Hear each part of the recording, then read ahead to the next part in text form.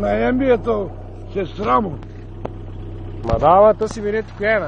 Кое? Именето знаеш ли? Кое? Именето знаеш ли? То на ембието какъв му е? Кай какао, къде тя?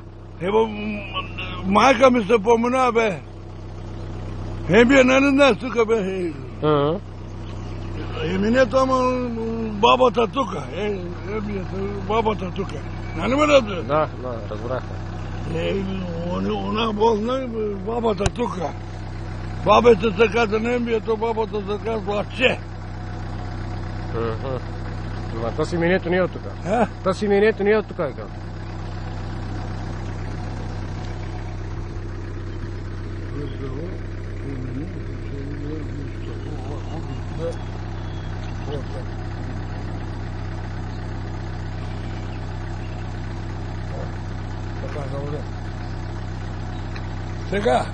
Сега доктор.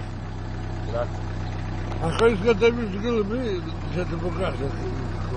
Нали? Аз ще намеря. Именето от Търговище, на ембието Леляво. Майка мъртва му помена. Нали ме разбира? Да. Он Емине болен Юсен.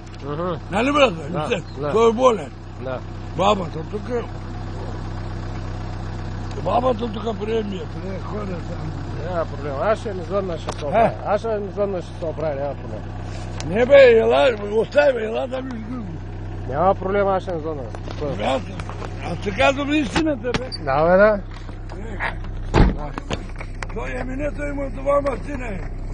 Мъжа му болен, Юсен. Търговище. До болницата така не. Да. Да, на грешка не може да прави. Не, няма.